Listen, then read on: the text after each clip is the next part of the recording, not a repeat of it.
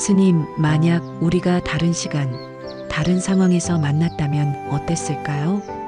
벚꽃이 흩날리는 행복사 뜰, 여든을 넘긴 두 사람이 나란히 앉아 있습니다.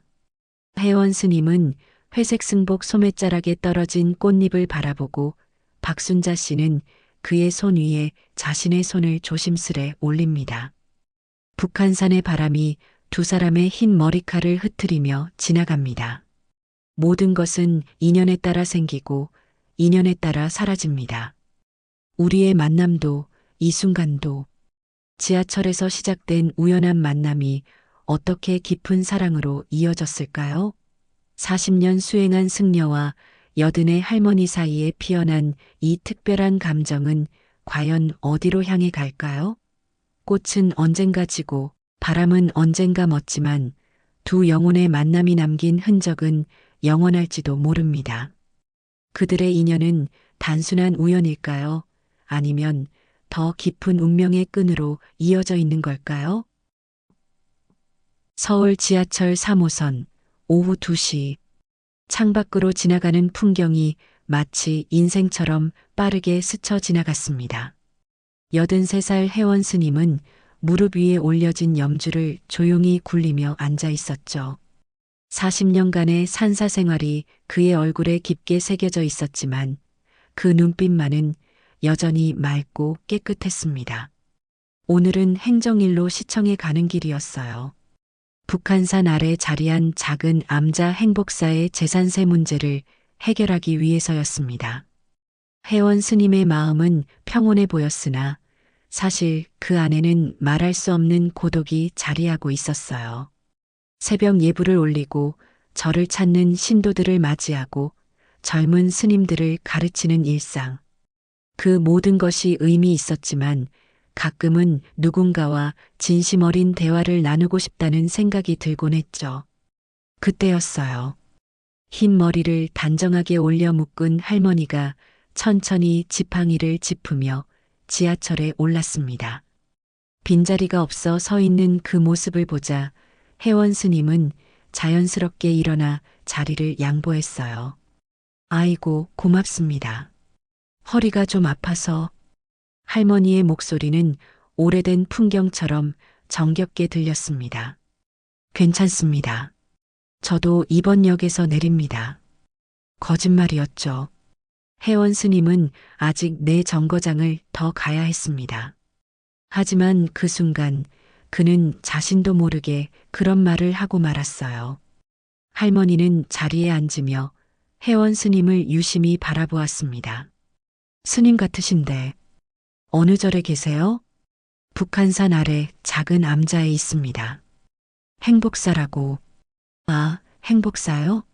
제가 젊었을 때 한번 가본 적 있어요. 지금도 그 벚꽃이 예쁘게 피나요? 혜원 스님의 눈이 잠시 반짝였어요. 아직도 매년 봄이면 참 예쁘게 핍니다. 언제 다녀가셨나요? 아이고, 50년도 더 됐을 거예요. 그때 제 마음에 슬픔이 가득해서 할머니의 말끝이 흐려졌습니다. 혜원 스님은 더 묻지 않았어요. 부처님께서는 모든 만남에는 인연이 있다고 하셨지요. 그리고 이 만남에도 분명 어떤 이유가 있을 것이라고 생각했습니다. 실례지만 성함이. 아, 박순자라고 합니다. 스님 성함은요? 저는 혜원입니다. 박순자 할머니는 미소를 지었어요.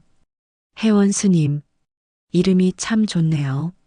해는 지혜의 해, 원은 둥글원. 지혜롭고 원만하신 분이시겠네요. 혜원 스님도 따뜻하게 웃었습니다. 과찬이십니다. 아직 부족한 점이 많습니다. 다음 역에서 지하철이 멈췄을 때 혜원 스님은 일어나지 않았어요. 박순자 할머니가 의아한 눈으로 바라보자 그는 조금 부끄러운 듯 말했습니다. 사실 저는 좀 더 가야 합니다. 그럼 왜 이번 역에서 내린다고 하셨어요? 그냥 편하게 앉으셨으면 해서요. 박순자 할머니의 눈가에 주름이 더 깊게 패였어요. 참 착하시네요, 스님. 그런데 어디 가세요? 시청에 가는 길입니다. 절 행정일로. 오늘은 어디 가시는 길입니까? 회원 스님이 물었습니다. 국립현대미술관이요. 오늘 새 전시가 시작됐대요. 회원 스님은 잠시 망설이다 말했어요. 저도 실은 그곳에 가는 길입니다. 또 다른 거짓말이었죠. 회원 스님은 원래 절의 행정일로 시청에 가는 중이었습니다. 하지만 그 순간 박순자 할머니와 더 이야기를 나누고 싶다는 마음이 솟아올랐어요. 부처님께서는 한순간의 진실한 만남이 100년의 수행보다 값질 수 있다고 하셨다는 말이 문득 떠올랐습니다. 정말요? 그럼 같이 가요. 이렇게 해서 우연한 만남은 예기치 않은 동행이 되었습니다. 두 사람은 지하철에서 내려 미술관으로 향했어요. 회원 스님은 오래간만에 느껴보는 설렘을 가슴 깊이 느꼈고 박순자 할머니의 눈빛에도 반짝이는 기대감이 서려 있었죠. 스님, 미술 좋아하세요? 사실 잘 모릅니다. 그림을 보면 좋지만 전문적인 지식은 없어요. 괜찮아요. 저도 그저 보는 게 좋아서 다니는 거예요. 두 사람의 발걸음은 천천히 하지만 확실하게 미술관을 향해 나아갔습니다. 그들이 알지 못했던 새로운 인연의 첫걸음이었어요. 미술관에 도착한 두 사람은 자연스럽게 함께 전시를 보게 되었습니다. 현대 추상화 앞에서 박순자 씨는 놀라울 정도의 식견을 보였어요. 색채의 의미와 화가의 의도를 읽어내는 그녀의 모습에 회원 스님은 감탄했죠. 이 그림은 작가의 내면 세계를 표현한 거예요. 보세요. 이 파란색 선이 어떻게 휘어지는지 마치 삶의 굴곡처럼 느껴지지 않나요? 회원 스님은 고개를 끄덕였습니다. 순자 씨께서는 미술을 전공하셨습니까? 아니요. 박순자 씨가 웃으며 답했어요. 그저 평생 아이들을 가르치다 보니 그림책도 많이 보고 은퇴 후엔 시간이 많아 미술관을 자주 찾았을 뿐이죠. 교사였어요. 초등학교에서 30년 넘게 아이들을 가르쳤답니다. 아이들을 가르치셨군요. 참 보람찬 일이었겠습니다. 네, 정말 행복했어요. 지금도 가끔 제자들이 찾아오곤 하죠. 이미 50이 넘은 제자들이. 박순자 씨의 눈가에 주름이 깊게 패였습니다. 스님은 어떻게 출가하시게 됐어요? 회원 스님은 잠시 침묵했어요. 그의 출가 이야기는 단순하지 않았습니다. 젊은 시절의 상처와 깨달음이 얽혀 있는 복잡한 여정이었죠. 저는 43세 출가했습니다. 그전엔 평범하게 살았어요. 대학에서 철학을 가르치기도 했고, 아, 스님도 선생님이셨군요. 그렇습니다. 하지만 인생에 큰 전환점이 있었죠. 부처님께서는 모든 고통에는 원인이 있고 그 고통에서 벗어나는 길도 있다고 가르치셨습니다. 저는 그 길을 찾고자 출가했어요. 두 사람은 전시장을 천천히 돌아다녔습니다. 그림 앞에서 때로는 깊은 대화를, 때로는 편안한 침묵을 나눴어요. 회원 스님은 오랜만에 누군가와 이렇게 자연스럽게 시간을 보내는 것이 신선하게 느껴졌습니다. 참 신기해요, 스님. 저와 이렇게 대화를 나눌 사람이 이제는 별로 없어요. 다들 천천히 떠나버렸거든요. 박순자 씨의 목소리에는 잔잔한 슬픔이 묻어 있었어요. 인연이란 참 묘한 것입니다. 사라진다고 생각했는데 다시 나타나고 영원할 것 같은데 호련히 사라지고. 회원 스님의 말에는 어딘가 깊은 사연이 담겨 있었습니다. 전시를 다 본 후 두 사람은 미술관 카페에 앉았어요. 늦은 오후의 햇살이 창문을 통해 따스하게 비추고 있었죠. 오늘 정말 즐거웠습니다. 회원 스님이 말했습니다. 오랜만에 새로운 세계를 본 것 같아요. 저도요. 박순자 씨가 미소 지었어요. 스님과 이야기하니 마음이 편안해집니다. 불교에 대해 더 알고 싶어졌어요. 그러시다면 다음에 또 만나 이야기 나눌 수 있을까요? 박순자 씨의 눈이 반짝였습니다. 그럼요. 매주 수요일 이맘때 이 지하철을 타고 미술관에 오는 편이에요. 스님도 시간이 되신다면 저도 매주 수요일 절일로 나옵니다. 다음 주에 같은 시간, 같은 지하철에서 만날 수 있겠네요.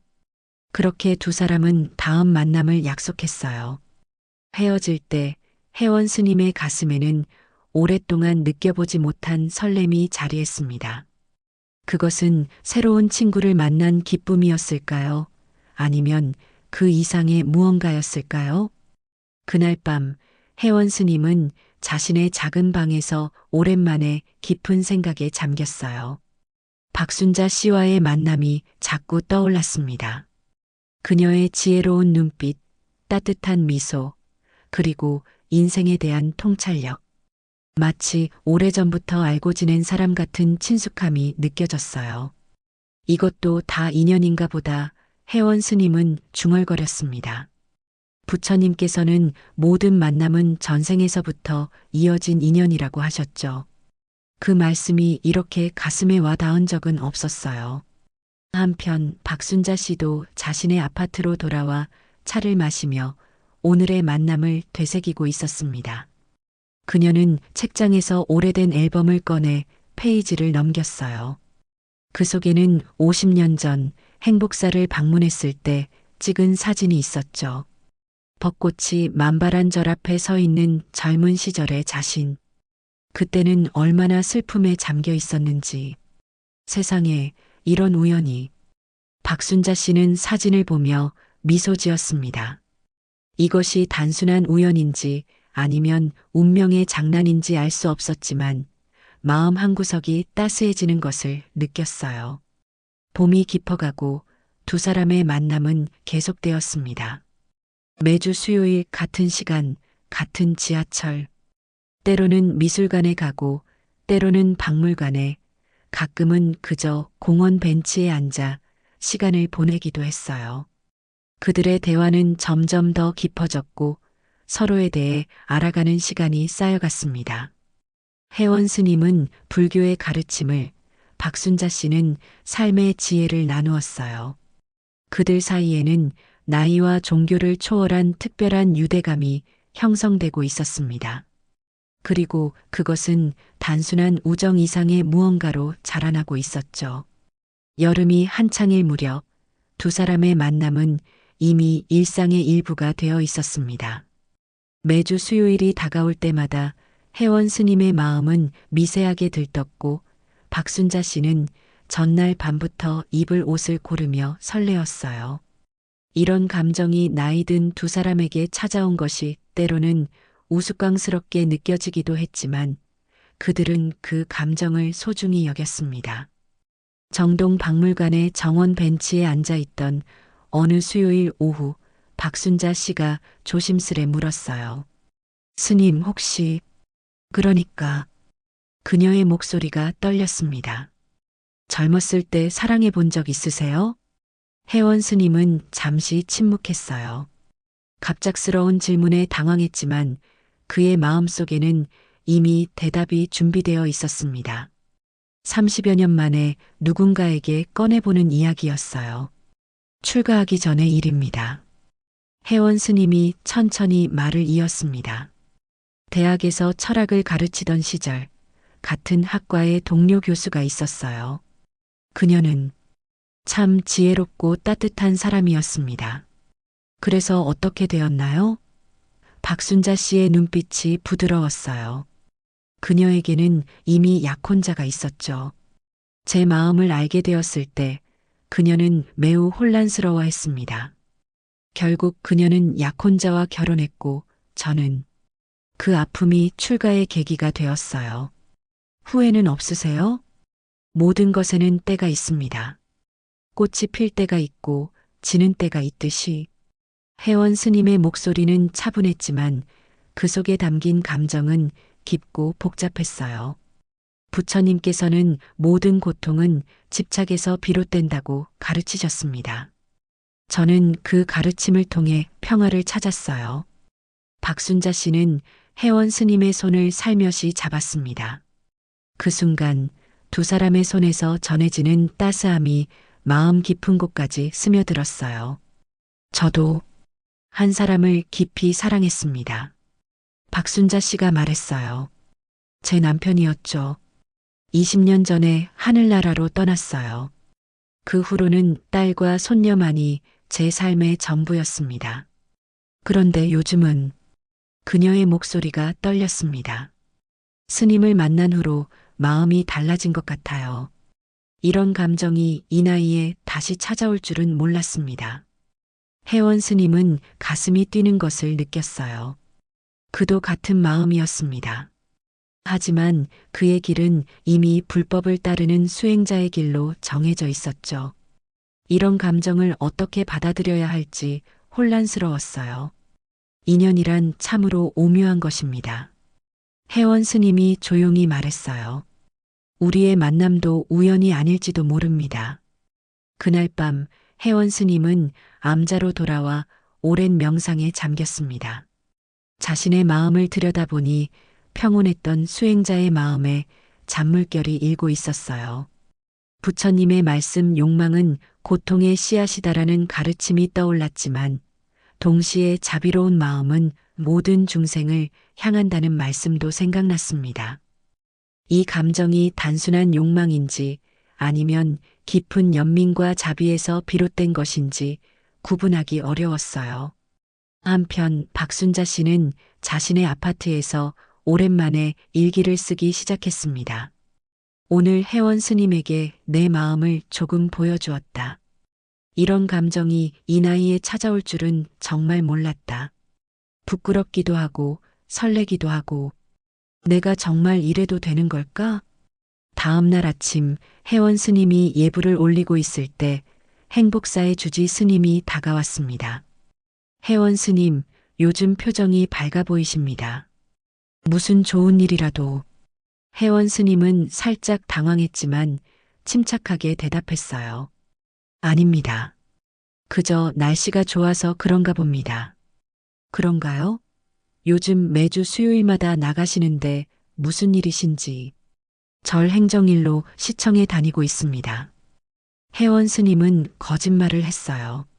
그의 마음에 죄책감이 일었지만 아직은 이 감정을 누구와도 나눌 준비가 되어 있지 않았습니다. 다음 만남에서 박순자 씨는 조금 달라 보였어요. 조용히 생각에 잠긴 듯 했습니다.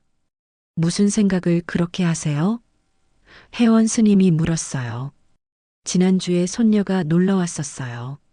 제가 요즘 달라졌다고 하더군요. 표정도 밝아지고 옷차림에도 신경 쓰고 그러더니 할머니 혹시 좋아하는 사람이라도 생긴 거예요? 라고 물어보는 거예요. 그래서 뭐라고 대답하셨어요? 웃기만 했죠. 이 나이에 그런 이야기를 어떻게 해요? 박순자 씨가 부끄러운 듯 웃었습니다. 그런데 스님 정말 이상해요. 이 나이에 소녀처럼 가슴이 두근거리다니. 혜원 스님도 미소를 지었어요. 부처님께서는 마음은 나이를 먹지 않는다고 하셨습니다. 우리의 육신은 늙어가지만 마음속 감정은 언제나 새롭게 피어날 수 있어요. 두 사람은 서울숲을 천천히 걸으며 이야기를 나눴습니다. 나뭇잎 사이로 비치는 햇살이 그들의 얼굴을 따스하게 비추었어요. 박순자 씨는 혜원 스님의 팔을 살짝 잡았고 그는 그 손길이 주는 따스함에 마음이 흔들렸습니다. 스님, 우리 이렇게 만나도 괜찮을까요? 스님의 계율에 어긋나는 건 아닐까 걱정돼요. 혜원 스님은 깊은 생각에 잠겼어요. 계율은 중요했지만 진정한 불법의 정신은 형식보다 마음의 청정함에 있었습니다. 그리고 그의 마음은 지금 맑고 평화로웠어요. 부처님께서는 중도를 가르치셨습니다. 지나친 쾌락도 지나친 고행도 아닌 중간의 길이죠. 우리의 만남은 서로에게 지혜와 위안을 주는 소중한 시간입니다. 이것이 잘못된 일일 리 없어요. 그렇게 여름은 깊어갔고 두 사람의 마음도 점점 더 깊어져 갔습니다. 그들은 아직 자신들의 감정을 명확히 정의하지 않았지만 서로를 기다리고 만나는 시간이 일주일 중 가장 소중한 시간이 되었어요. 그것은 사랑이라고 부르기에는 너무 고요했고 우정이라고 부르기에는 너무 깊었습니다. 가을이 깊어가는 시점, 혜원 스님은 명상 중에도 박순자 씨의 얼굴이 자꾸 떠올랐습니다. 아침 예불을 올리며 염주를 돌릴 때도, 경전을 읽을 때도 그의 마음은 온전히 집중되지 못했어요. 이런 자신의 모습에 혼란스러웠습니다. 나는 지금 무엇을 하고 있는 것일까? 혜원 스님은 자신의 작은 방에 앉아 깊은 고민에 빠졌어요. 40년 가까이 수행해 온 길에서 이런 동요를 느낀 적은 없었습니다. 부처님께서는 모든 집착은 고통의 원인이라고 가르치셨는데 지금 그의 마음은 분명 무언가에 집착하고 있었어요. 그날 밤 혜원 스님은 평소보다 오래 자선에 잠겼습니다. 자신의 마음을 객관적으로 바라보려 노력했어요. 이것은 단순한 감정의 일렁임일 뿐이다.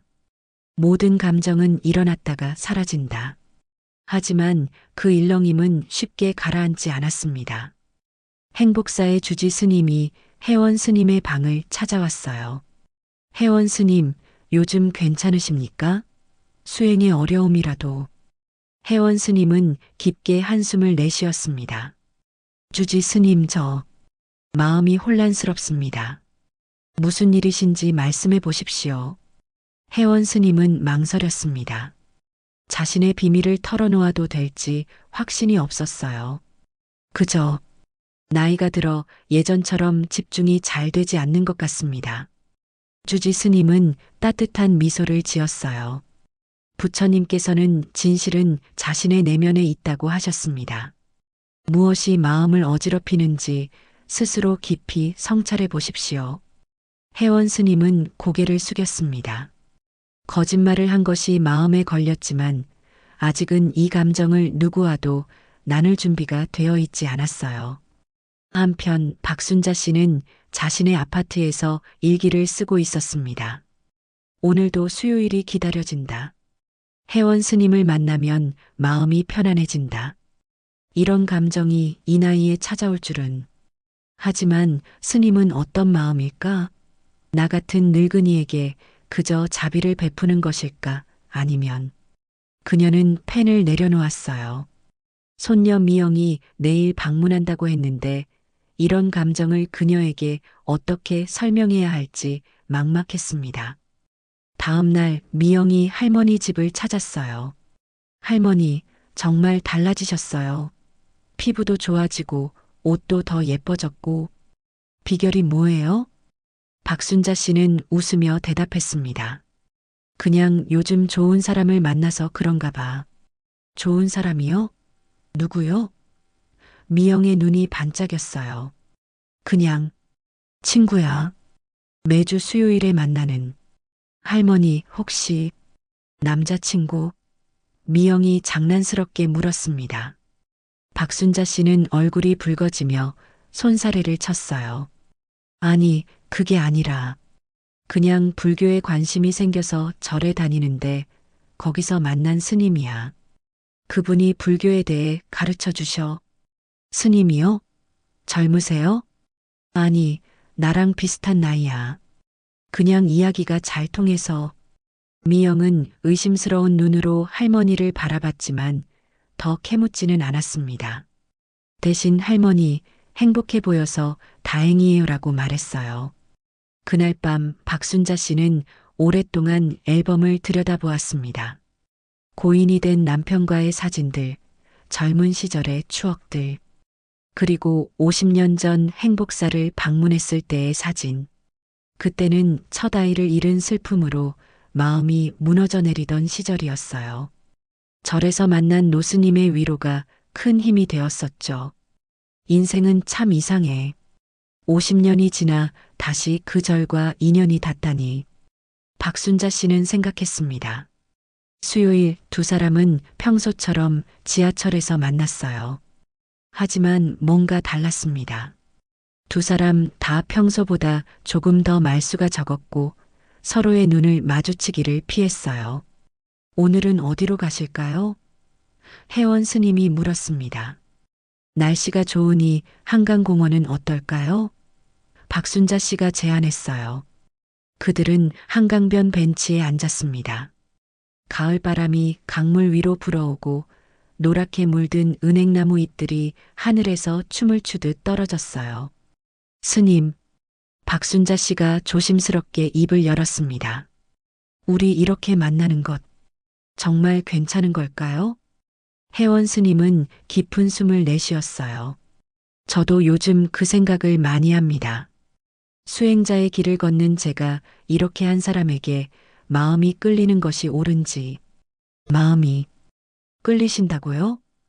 박순자 씨의 목소리가 떨렸습니다. 회원 스님은 고개를 끄덕였어요.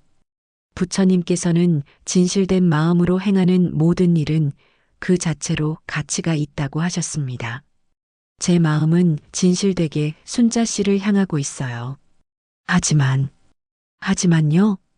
제가 걷는 길은 모든 집착에서 벗어나는 길입니다. 한 사람에 대한 애착은 수행의 장애가 될 수도 있어요. 두 사람 사이에 무거운 침묵이 내려앉았습니다. 강물은 여전히 흘러갔고 가을 바람은 계속해서 불어왔어요. 스님 만약 박순자 씨가 조심스럽게 말을 이었습니다. 만약 우리가 다른 시간, 다른 상황에서 만났다면 어땠을까요? 회원 스님은 한참을 생각했어요. 그리고 천천히 대답했습니다. 모르겠습니다. 하지만 지금 이 순간 우리가 여기서 만난 것은 분명 깊은 인연일 겁니다. 박순자 씨는 조용히 고개를 끄덕였어요. 그렇겠죠. 인연이니까. 그날 저녁 회원 스님은 암자로 돌아오는 길이 유난히 길게 느껴졌습니다. 마음속에서는 두 가지 목소리가 싸우고 있었어요. 하나는 너는 수행자다. 이 감정에서 벗어나야 한다라고 말하는 목소리. 다른 하나는 진정한 불도는 모든 중생을 사랑하는 것이다. 한 사람을 깊이 사랑하는 것도 그 길의 일부일 수 있다라고 말하는 목소리였죠. 암자에 도착한 회원 스님은 부처님 전에 무릎을 꿇었습니다. 부처님, 저에게 지혜를 주소서. 이 마음의 혼란을 어떻게 다스려야 할지 알려주소서. 그날 밤 박순자 씨도 오랜 시간 생각에 잠겼어요. 자신의 이런 감정이 스님에게 부담이 되는 것은 아닐지, 그의 수행에 방해가 되는 것은 아닐지 걱정됐습니다. 하지만 동시에 그를 만나지 않는다는 생각은 가슴을 아프게 했어요. 이 나이에 이런 고민을 하다니. 박순자 씨는 쓴웃음을 지었습니다. 하지만 그 웃음 뒤에는 깊은 감정이 숨겨져 있었어요. 생각지도 못한 늦은 가을의 꽃이 그녀의 마음에 피어나고 있었습니다. 가을이 깊어가던 어느 수요일 회원 스님은 평소처럼 지하철역에서 박순자 씨를 기다렸습니다. 시간이 지나도 그녀는 나타나지 않았어요. 10분, 20분, 30분. 1시간이 지나도 박순자 씨는 오지 않았습니다. 무슨 일이 생긴 걸까? 회원 스님의 마음에 걱정이 피어올랐어요. 그들은 연락처를 교환하지 않았기에 그녀에게 연락할 방법이 없었습니다. 그저 다음 주를 기다려야 했죠. 하지만 다음 주에도 그 다음 주에도 박순자 씨는 나타나지 않았어요. 회원 스님의 마음은 점점 더 무거워졌습니다.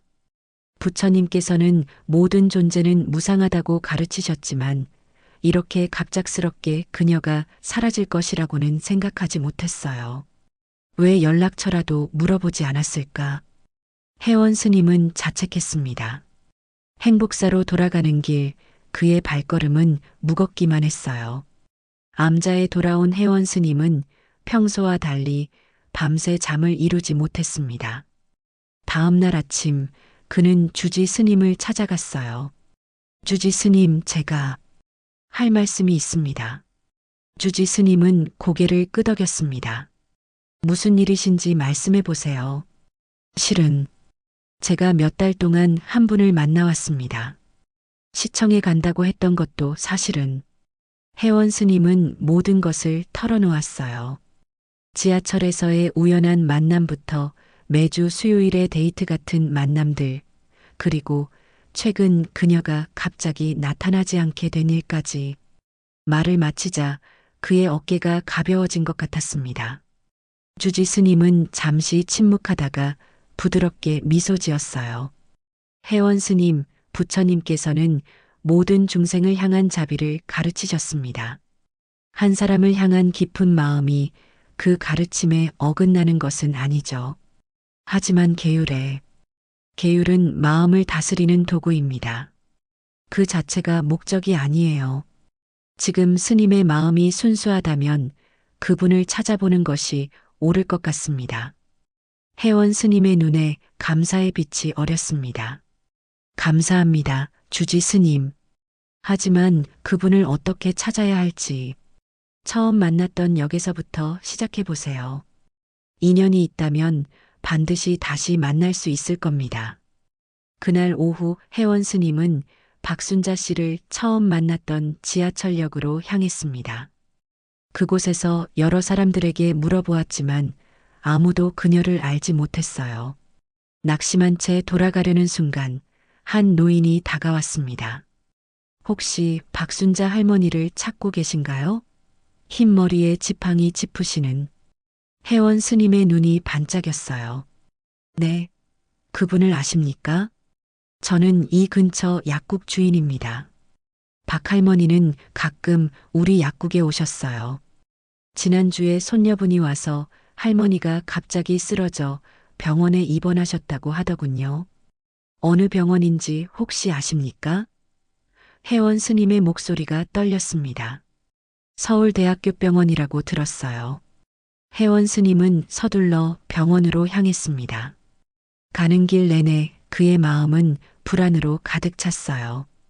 부디 무사하기를. 병원에 도착한 혜원 스님은 안내 데스크에서 박순자 씨의 병실을 물었습니다. 신경외과 중환자실에 있다는 답변을 듣고 그의 가슴이 무너져 내렸어요. 중환자실 앞 대기실에는 젊은 여성이 앉아 있었습니다. 혜원 스님이 다가가자 그녀가 의아한 표정으로 바라봤어요. 실례합니다. 혹시 박순자 할머니의 가족분이신가요? 네, 저는 손녀 미영입니다. 스님은 저는 혜원이라고 합니다. 박순자 씨와 몇 달 전부터 알고 지내던 사람입니다. 미영의 눈이 커졌어요. 혹시 수요일마다 만나시던 스님이신가요? 할머니가 종종 말씀하셨어요. 혜원 스님은 고개를 끄덕였습니다. 할머니 상태가 어떠신가요? 미영의 얼굴이 어두워졌어요. 뇌출혈로 쓰러지셨어요. 지금은 의식이 없으신 상태입니다. 의사 선생님은 회복이 쉽지 않을 거라고 하셨어요. 혜원 스님의 눈에서 눈물이 흘러내렸습니다. 수십 년의 수행 동안 그는 감정에 휘둘리지 않으려 노력해왔지만 이 순간만큼은 마음을 다스릴 수 없었어요. 할머니를 뵐 수 있을까요? 미영은 잠시 망설이다 고개를 끄덕였습니다. 면회 시간이 곧 있어요. 그때 잠깐 뵐 수 있을 거예요.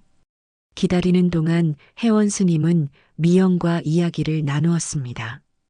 박순자 할머니가 얼마나 그를 소중하게 생각했는지, 매주 수요일을 얼마나 기다렸는지 듣게 되었어요. 할머니가 달라지셨어요. 더 활기차고 행복해 보이셨죠? 스님 덕분인 것 같아요. 미영이 말했습니다. 혜원 스님은 묵묵히 듣고 있었어요. 그의 마음은 기쁨과 슬픔이 뒤섞인 이상한 상태였습니다. 서로의 마음을 확인했지만 지금은 그녀가 의식 없이 누워있다는 현실이 너무 가슴 아팠어요. 면회 시간이 되어 혜원 스님은 중환자실로 들어갔습니다. 병상에 누워있는 박순자 할머니는 창백하고 작아 보였어요. 여러 의료 장비가 그녀에게 연결되어 있었고 규칙적인 기계음만이 방 안에 울렸습니다. 혜원 스님은 그녀의 손을 조심스럽게 잡았어요. 그 순간 눈물이 멈추지 않고 흘러내렸습니다. 순자 씨, 저예요. 혜원 스님이에요. 들리시나요? 아무 반응이 없었지만 혜원 스님은 계속해서 말을 이었어요. 괜찮아질 거예요. 부처님께서 보살펴 주실 거예요. 제가 매일 기도드릴게요. 짧은 면회 시간이 끝나고 나왔을 때 혜원 스님의 마음은 무겁기만 했습니다. 하지만 그는 결심했어요. 순자 씨가 깨어나실 때까지 곁을 지키리라. 그날부터 혜원 스님은 매일 병원을 찾았습니다. 아침 예불을 마치면 바로 병원으로 향했고 면회 시간에는 항상 병실 앞에 있었어요. 그는 염주를 돌리며 박순자 할머니의 회복을 위해 기도했습니다. 이웃들과 병원 직원들은 이 노숙녀의 헌신적인 모습에 감동했어요. 누군가는 물었습니다. 스님, 할머니와는 어떤 사이신가요? 혜원 스님은 잠시 생각하더니 미소를 지었습니다. 나무는 바람을 사랑하고 바람은 나무를 사랑하지만 결국 바람은 지나가 버립니다. 그렇다고 그 사랑이 의미 없는 것은 아니지요. 그의 대답에 사람들은 숙연해졌어요. 노숙녀의 눈에서 빛나는 애정과 헌신을 느낄 수 있었기 때문이었죠. 주지 스님도 병원을 방문했습니다. 혜원 스님, 절에 돌아오셔서 쉬셔야 합니다. 건강이 염려됩니다. 조금만 더 있겠습니다. 순자 씨가 깨어나실 때까지. 주지 스님은 이해하는 눈빛으로 고개를 끄덕였어요. 부처님께서는 자비는 행동으로 나타날 때 가장 아름답다고 하셨습니다. 스님의 자비로운 마음이 박할머니에게 전해지리라 믿습니다. 겨울이 오고 첫 눈이 내리던 날 혜원 스님은 여느 때처럼 병원 창가에 앉아 박순자 씨의 병실을 바라보고 있었습니다. 이제 그의 모습은 병원의 일부가 된 듯 했어요. 간호사들은 그를 충직한 스님이라고 부르며 따뜻한 차를 건네곤 했습니다. 2달이 지나도 박순자 할머니는 의식을 찾지 못했어요. 의사들은 이제 희망이 크지 않다고 했지만 혜원 스님은 흔들림 없이 매일 병실을 지켰습니다. 그는 염주를 돌리며 기도했어요. 부처님, 이 중생에게 자비를 베풀어 주소서. 창밖으로 눈이 내리는 풍경을 바라보며 혜원 스님은 생각에 잠겼습니다. 눈은 내리고 또 내려 모든 것을 덮지만 결국 봄이 오면 녹아버리고 말지. 우리의 인연도 그렇게 덧없는 것일까? 그때였어요. 미영이 급히 달려왔습니다. 스님, 할머니가 눈을 떴어요. 혜원 스님의 심장이 빠르게 뛰기 시작했어요. 그는 즉시 자리에서 일어나 박순자 할머니의 병실로 향했습니다. 의사와 간호사들이 분주히 움직이는 가운데 그는 문 앞에서 기다렸어요. 몇 분 후 의사가 나와 말했습니다. 기적 같은 일입니다. 의식이 돌아오셨어요. 아직 약하시지만 반응이 좋습니다. 혜원 스님은 깊은 안도의 숨을 내쉬었어요. 그의 눈에서는 감사의 눈물이 흘렀습니다. 감사합니다, 부처님. 잠시 후 그는 병실에 들어갈 수 있었어요. 박순자 할머니는 여전히 창백했지만 그 눈은 맑게 빛나고 있었습니다. 그녀가 혜원 스님을 발견하자 희미하게 미소 지었어요. 혜원, 스님. 그녀의 목소리는 가냘펐지만 혜원 스님에게는 세상에서 가장 아름다운 소리였습니다. 잘 돌아오셨습니다. 혜원 스님이 그녀의 손을 조심스럽게 잡았어요. 그의 눈가가 촉촉해졌습니다. 스님, 계속 여기 있으셨어요? 박순자 할머니가 물었습니다. 네, 매일이요. 미영이 대신 대답했어요. 스님께서 할머니가 쓰러지신 후로 한 번도 빠짐없이 오셨어요. 박순자 할머니의 눈에서도 눈물이 흘러내렸습니다. 왜 그렇게 하셨어요? 혜원 스님은 잠시 침묵했다가 조용히 말했어요. 부처님께서는 중생의 아픔은 곧 나의 아픔이라고 하셨습니다. 순자 씨의 고통을 함께 나누고 싶었어요. 박순자 할머니는 가만히 그의 손을 쥐었습니다. 그들 사이에 많은 말이 오갈 필요는 없었어요. 눈빛만으로도 서로의 마음을 이해할 수 있었습니다. 의사들은 박순자 할머니의 회복이 기적 같다고 했어요. 의식이 돌아온 이후 그녀의 상태는 놀랍도록 빠르게 호전되었습니다. 2주가 지나자 일반 병실로 옮겨졌고 한 달 후에는 가벼운 재활 치료를 시작할 수 있었어요. 혜원 스님은 여전히 매일 병원을 찾았습니다. 이제 그는 박순자 할머니와 함께 병원 정원을 산책하며 이야기를 나눴어요. 그들의 관계는 전과는 달라져 있었습니다. 더 깊은 이해와 애정이 그들 사이에 흘렀어요. 스님, 이번 일로 많은 것을 깨달았어요. 박순자 할머니가 말했습니다. 삶이 얼마나 덧없는지, 그리고 매 순간이 얼마나 소중한지, 부처님께서는 모든 존재는 무상하다고 가르치셨습니다. 하지만 그것은 슬픈 진실이 아니라 우리에게 주어진 지금 이 순간을 소중히 여기라는 가르침이죠. 혜원 스님이 대답했어요. 어느 날 미영이 할머니의 옛 앨범을 가지고 병원을 찾았습니다. 스님, 이거 보세요.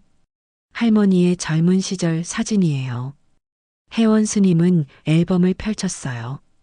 그리고 한 장의 사진에서 시선이 멈췄습니다. 50년 전 행복사에서 찍은 사진이었어요. 벚꽃 아래 서 있는 젊은 박순자 할머니와 그의 스승이었던 노스님. 이 사진은 혜원 스님의 목소리가 떨렸습니다. 박순자 할머니가 그 사진을 보았어요. 아, 그때 행복사에 갔을 때예요. 제 첫 아이를 잃고 너무 괴로워서 저를 찾았죠. 거기서 만난 노스님께서 큰 위로를 주셨어요. 혜원 스님의 눈이 커졌습니다. 그 노스님께서 저의 스승이셨습니다. 스승님께서 생전에 한 번 인연은 영원한 인연이라고 자주 말씀하셨는데 이제 그 의미를 알 것 같습니다. 박순자 할머니도 놀란 표정이었어요. 세상에 이런 우연이, 부처님 세계에 우연이란 없습니다. 모든 것은 인연에 의해 연결되어 있지요. 혜원 스님이 미소 지으며 말했습니다. 그들은 앨범을 함께 넘기며 박순자 할머니의 인생을 되돌아보았어요. 그녀의 결혼식, 딸의 탄생, 남편과의 행복했던 시간들, 그리고 20년 전 남편의 장례식. 모든 페이지에 기쁨과 슬픔이 고스란히 담겨 있었습니다. 인생은 참 이상하죠. 박순자 할머니가 말했어요. 제가 젊었을 때 저를 찾아 위로받고 이제 노년에 다시 절과 인연이 닿아 새로운 위안을 얻다니. 혜원 스님은 생각에 잠겼어요. 그의 마음속에 불현듯 깨달음이 찾아왔습니다. 모든 것은 순환한다는 부처님의 가르침, 모든 존재는 서로 연결되어 있다는 연기설. 그것이 이렇게 실제 삶에서 드러나다니. 우리의 만남은 단순한 우연이 아니었군요. 혜원 스님이 말했습니다. 50년 전 순자 씨와 제 스승님의 인연이 이어져 우리에게로 온 것 같습니다. 미영은 이런 대화를 듣고 있다가 말했어요. 할머니, 스님, 정말 운명 같아요. 두 사람은 서로를 바라보았습니다. 그들의 눈에는 이제 더 깊은 이해와 애정이 담겨 있었어요. 봄이 다가오자 박순자 할머니는 퇴원할 수 있게 되었습니다. 하지만 그녀의 몸은 여전히 약했고 혼자 생활하기는 어려웠어요. 미영이 할머니를 모시고 살겠다고 했지만 그녀는 자신의 집으로 돌아가고 싶어 했습니다. 걱정 마세요. 혜원 스님이 말했어요. 제가 매일 찾아뵙겠습니다. 그렇게 박순자 할머니는 자신의 아파트로 돌아왔고 혜원 스님은 약속대로 매일 그녀를 방문했습니다. 그는 아침 예불을 마치고 행복사를 떠나 박순자 할머니의 집에 들렀다가 저녁에 다시 절로 돌아왔어요. 주지 스님은 이를 묵묵히 허락해 주었습니다. 혜원 스님, 부처님께서는 중생구제를 강조하셨습니다. 박 할머니를 돕는 것은 스님의 수행의 일부가 되겠지요. 봄이 깊어갈수록 박순자 할머니의 건강도 점점 회복되었어요. 두 사람은 다시 예전처럼 함께 외출하기 시작했습니다. 이제 그들은 서로의 손을 잡는 것에도 거리낌이 없었어요. 그들의 관계는 단순한 우정을 넘어 깊은 정신적 교감과 애정으로 발전했습니다.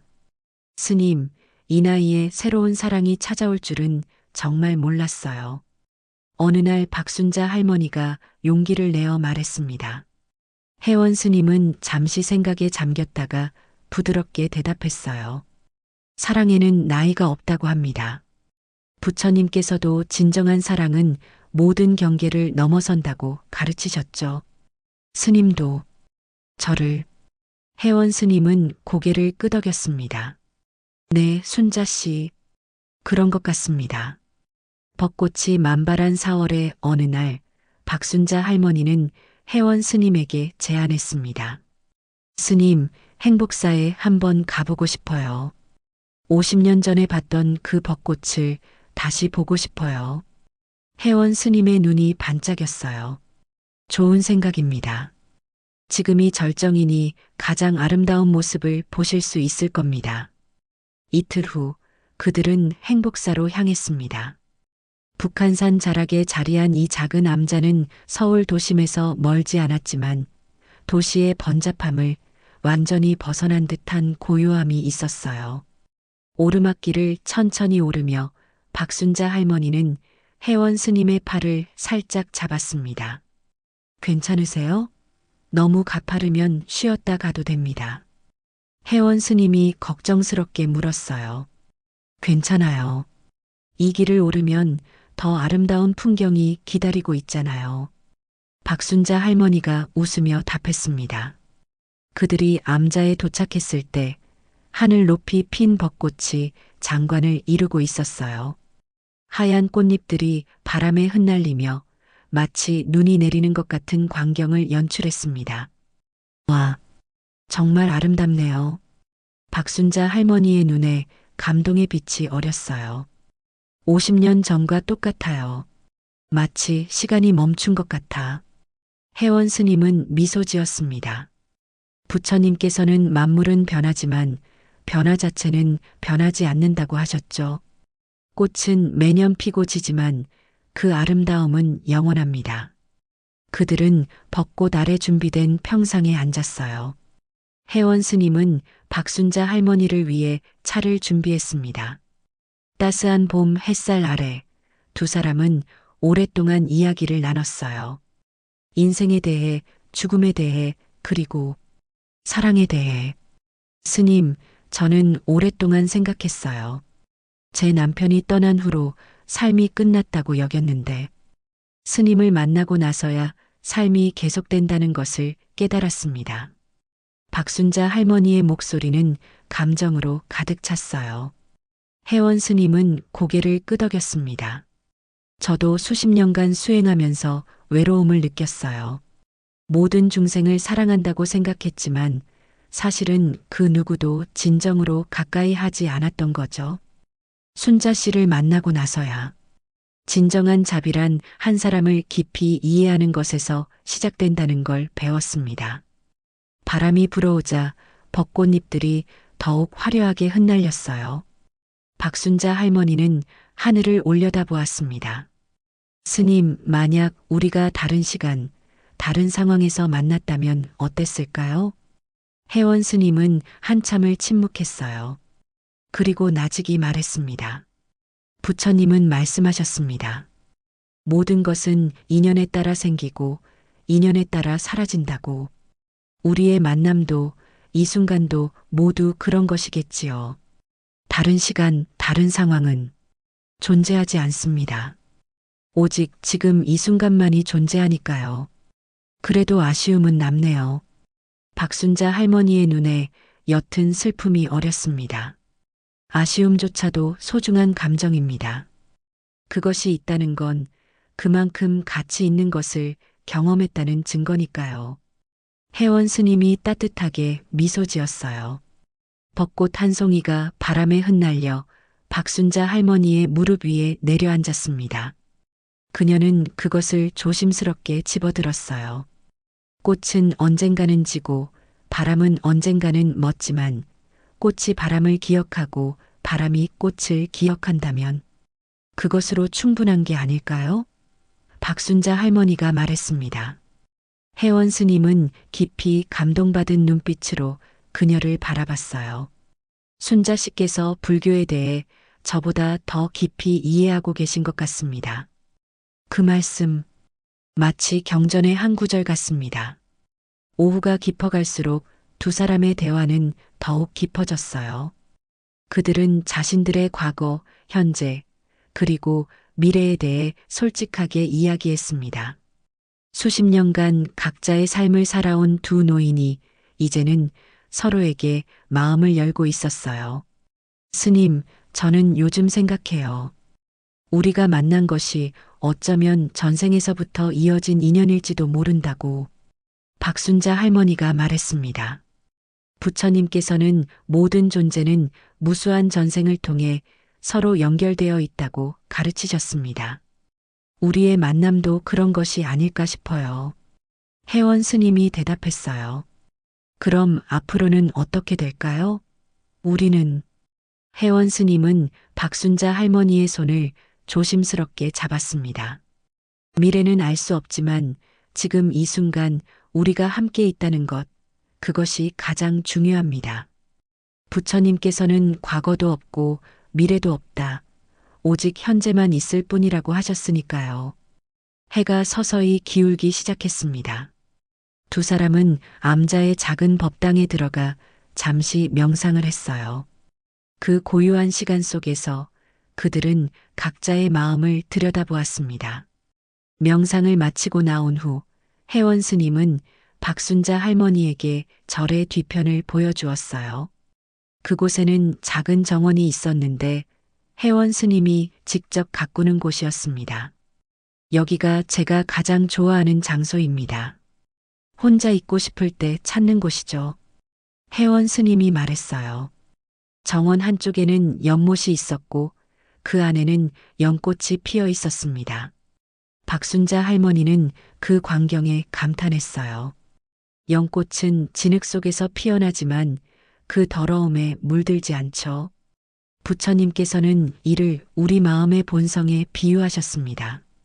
아무리 어려운 환경에서도 우리의 본성은 순수하게 빛날 수 있다는 가르침이죠. 혜원 스님이 설명했어요. 저도 이제 알 것 같아요. 박순자 할머니가 미소 지었습니다. 나이가 들어 몸은 약해졌지만 마음은 오히려 더 강해졌어요. 병마와 싸우면서 삶의 소중함을 더욱 깊이 깨달았거든요. 해가 지기 시작할 무렵 두 사람은 암자를 내려와야 했어요. 내려오는 길, 박순자 할머니는 문득 발걸음을 멈추고 뒤를 돌아보았습니다. 저기, 스님의 방은 어디인가요? 혜원 스님은 손을 들어 암자의 한 구석을 가리켰어요. 저기 보이는 작은 건물이요. 창문 하나가 보이시나요? 그곳이 제 방입니다. 아, 그곳에서 매일 저를 위해 기도하셨군요. 박순자 할머니의 목소리가 떨렸습니다. 네, 그리고 앞으로도 그럴 것입니다. 혜원 스님이 부드럽게 대답했어요. 두 사람은 천천히 산을 내려왔습니다. 서로의 손을 잡지는 않았지만 그들의 마음은 이미 하나로 연결되어 있었어요. 그것은 육체적 사랑을 넘어선 더 깊고 순수한 영혼의 연결이었습니다. 산 아래에 도착했을 때 박순자 할머니가 물었어요. 스님, 다음 주에 또 만나요? 혜원 스님은 미소 지었습니다. 물론이죠. 그리고 그 다음 주에도 또 그 다음 주에도 약속하시는 건가요? 네, 약속합니다. 이것은 불퇴전의 서원입니다. 혜원 스님이 진지하게 대답했어요. 그들은 헤어지기 전 잠시 서로를 바라보았습니다. 말로 표현할 수 없는 깊은 감정이 그들의 눈빛에 담겨 있었어요. 그것은 사랑이었지만 세속적 의미의 사랑이 아니라 더 높은 차원의 영적 결합이었습니다. 다음 주에 뵙겠습니다. 순자 씨. 혜원 스님이 공손히 인사했어요. 기다릴게요, 스님. 박순자 할머니가 따뜻하게 미소 지었습니다. 그렇게 그들은 각자의 길로 향했지만 그들의 마음은 이미 하나가 되어 있었어요. 꽃과 바람처럼 서로를 스치고 지나가지만 영원히 기억하는 존재로. 여름이 다가오고 박순자 할머니와 혜원 스님의 만남은 더욱 깊어졌습니다. 이제 그들은 매주 수요일뿐만 아니라 주말에도 시간을 함께 보냈어요. 두 사람의 관계는 사람들에게 알려지게 되었고 주변의 시선은 처음에는 호기심과 의아함이었지만 점차 따뜻한 이해와 존중으로 바뀌었습니다. 요즘 혜원 스님께서 절에 계시는 시간이 줄었네요. 어느 날 행복사의 젊은 스님이 주지 스님에게 말했어요. 주지 스님은 미소를 지으며 대답했습니다. 부처님께서는 중생을 구하는 데는 여러 방법이 있다고 하셨다. 혜원 스님은 지금 자신만의 방식으로 불법을 실천하고 계시는 거야. 한편 박순자 할머니의 손녀 미영은 할머니의 달라진 모습에 기뻐했습니다. 할머니, 정말 달라지셨어요. 얼굴에 생기가 돌고 웃음소리도 많아졌어요.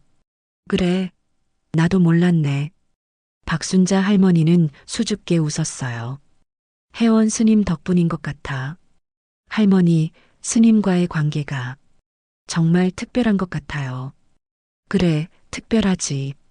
하지만 세상 사람들이 생각하는 그런 관계는 아니란다. 우리는 서로의 영혼을 알아보는 사이야. 미영은 고개를 끄덕였습니다. 이해해요, 할머니. 사랑에도 여러 형태가 있으니까요. 박순자 할머니는 깊이 생각에 잠겼어요. 혜원 스님과의 관계는 분명 사랑이었지만 세속적인 욕망이나 집착을 넘어선 더 높은 차원의 교감이었습니다. 그것은 서로의 존재를 온전히 인정하고 존중하는 무조건적인 사랑이었어요. 어느 날 혜원 스님이 박순자 할머니에게 제안했습니다. 순자 씨, 명상을 배워보시겠어요? 마음의 평화를 찾는데 도움이 될 겁니다.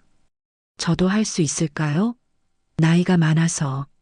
명상에는 나이가 중요하지 않습니다. 오히려 인생의 경험이 많은 분들이 더 깊은 통찰을 얻기도 해요. 그렇게 박순자 할머니는 혜원 스님의 지도로 명상을 시작했습니다. 처음에는 5분도 집중하기 어려웠지만 점차 시간을 늘려 30분까지 명상할 수 있게 되었어요. 명상을 통해 그녀는 자신의 내면을 더 깊이 들여다볼 수 있었고 과거의 상처와 아픔을 치유할 수 있었습니다. 스님, 명상을 하면서 깨달았어요. 제가 오랫동안 남편의 죽음을 완전히 받아들이지 못했다는 거요. 하지만 이제는 그의 부재를 인정하면서도 제 삶을 살 수 있게 되었습니다. 혜원 스님은 깊이 고개를 끄덕였어요. 부처님께서는 모든 슬픔은 집착에서 비롯된다고 하셨습니다. 사랑하는 사람을 떠나보냈을 때의 슬픔은 자연스러운 것이지만 그 슬픔에 영원히 머물러 있는 것은 우리 자신을 괴롭히는 일이죠. 스님 덕분에 저는 다시 살아갈 용기를 얻었어요. 박순자 할머니의 눈에 깊은 감사의 빛이 어렸습니다. 한편 혜원 스님도 박순자 할머니의 영향으로 변화하고 있었어요. 그는 평생 불경과 수행에만 몰두했지만 이제는 예술과 문화에 대한 관심이 생겼습니다. 박순자 할머니가 그에게 그림 그리기를 가르쳐 주었고 스님은 놀라운 재능을 보였어요. 스님, 정말 재능이 있으세요. 이렇게 짧은 시간에 이런 그림을 그리시다니. 박순자 할머니가 감탄했습니다. 모두 순자 씨 덕분입니다. 제게 새로운 세계를 보여주셨으니까요. 혜원 스님이 겸손하게 대답했어요. 그들의 관계는 서로를 성장시키는 아름다운 동반자 관계였습니다. 혜원 스님은 박순자 할머니에게 영적인 지혜와 내면의 평화를 선물했고, 박순자 할머니는 혜원 스님에게 삶의 아름다움과 예술적 감각을 일깨워 주었어요. 박순자 할머니의 90번째 생일이 다가왔습니다. 미영은 특별한 파티를 준비했고 혜원 스님도 초대받았어요. 스님은 오랜 시간 고민한 끝에 특별한 선물을 준비했습니다. 그것은 직접 그린 행복사의 벚꽃 그림이었어요. 하얗게 피어난 벚꽃 아래 두 노인이 앉아 있는 모습을 세밀하게 그린 작품이었습니다. 생일 파티에서 박순자 할머니는 그 그림을 받고 감동의 눈물을 흘렸어요. 스님, 이건 정말 제 인생에서 받은 가장 소중한 선물입니다. 부처님께서는 주는 것이 받는 것보다 더 큰 기쁨이라고 하셨습니다. 순자씨께 이런 기쁨을 드릴 수 있어 저도 행복합니다. 혜원 스님이 미소 지었어요. 그날 밤 파티가 끝난 후 두 사람은 박순자 할머니의 아파트 발코니에 앉아 별을 바라보았습니다. 서울의 불빛 너머로 보이는 별들은 마치 그들의 인연처럼 신비롭고 아름다웠어요. 스님, 이제 저는 90살이에요. 앞으로 얼마나 더 살 수 있을지. 박순자 할머니가 조용히 말했습니다. 순자 씨, 부처님께서는 모든 존재는 흐르는 강물과 같다고 하셨습니다. 우리의 육신은 언젠가 사라지지만 우리가 나눈 사랑과 지혜는 영원히 흐를 거예요. 혜원 스님이 그녀의 손을 잡았어요. 저는 두렵지 않아요. 스님과 함께한 이 시간들이 제 인생에서 가장 충만했으니까요. 박순자 할머니의 목소리는 평온했습니다. 저도 같은 마음입니다. 순자 씨를 만난 것은 제 수행 인생에서 가장 큰 축복이었어요. 두 사람은 그렇게 서로의 손을 잡고 밤하늘을 바라보았습니다. 그들의 관계는 세상의 어떤 잣대로도 정의할 수 없는 영혼과 영혼의 만남이었어요. 시간이 흘러 두 사람은 각자의 삶을 살면서도 정기적으로 만나는 일상을 확립했습니다. 박순자 할머니는 혜원 스님의 영향을 받아 불교 서적을 읽기 시작했고 주변 노인들을 위한 명상 모임을 이끌기도 했어요. 혜원 스님은 박순자 할머니의 도움으로 그림의 재능을 발휘해 절을 찾는 신도들에게 그림을 통한 명상법을 가르쳤습니다. 그들은 함께 노인복지센터를 방문해 봉사활동을 하기도 했어요. 혜원 스님은 불교 가르침을, 박순자 할머니는 예술 활동을 통해 다른 노인들에게 위안과 희망을 전했습니다. 그들의 모습은 많은 이들에게 영감을 주었고 특히 노년의 삶에 대한 새로운 시각을 제시했어요. 우리가 함께 봉사하니 더 많은 분들에게 도움이 되는 것 같아요. 박순자 할머니가 말했습니다. 네, 부처님께서는 한 사람의 행복이 많은 이들의 행복으로 이어질 수 있다고 가르치셨습니다. 우리의 행복이 다른 이들에게도 전해지는 것 같아요. 혜원 스님이 대답했습니다. 세월이 흐르며 두 사람은 더욱 깊은 정신적 교감을 나누었어요. 그들의 관계는 세속적인 사랑을 초월한 불교적 의미의 자비와 지혜가 완벽하게 조화를 이룬 형태였습니다. 서로에게 집착하지 않되 깊이 사랑하는 자유롭되 강하게 연결된 관계였어요. 어느 날 두 사람은 다시 그 지하철에 올랐습니다. 처음 만났던 그 자리에 나란히 앉아 창밖을 바라보았어요. 세월이 흘러들다 더 늙었지만 그들의 눈빛은 더욱 맑고 지혜로워졌습니다. 인생은 참 신비롭네요. 박순자 할머니가 말했습니다. 한 번의 우연한 만남이 이렇게 깊은 인연으로 이어질 줄이야.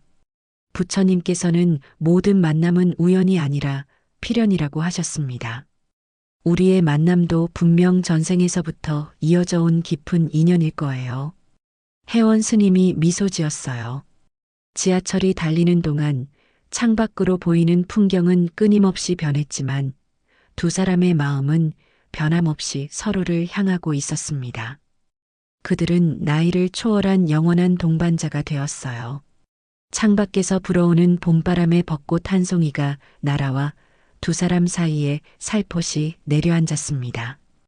혜원 스님과 박순자 할머니는 그 꽃잎을 바라보며 미소 지었어요. 꽃은 언젠가는 지고 바람은 언젠가는 멎지만 꽃이 바람을 기억하고 바람이 꽃을 기억한다면 그것으로 충분합니다. 혜원 스님이 말했어요. 박순자 할머니는 따스한 미소를 지으며 고개를 끄덕였습니다. 네, 그것으로 충분해요. 우리의 인연은 이 생에서 끝나지 않을 테니까요. 그들의 이야기는 세속적 의미의 결실을 맺지 않았습니다. 하지만 그것은 실패가 아니라 더 높은 차원의 성취였어요. 서로를 자유롭게 하되 깊이 사랑하는 불교적 연애 완성이었습니다. 꽃과 바람처럼 서로를 스치고 지나가지만 영원히 기억하는 존재로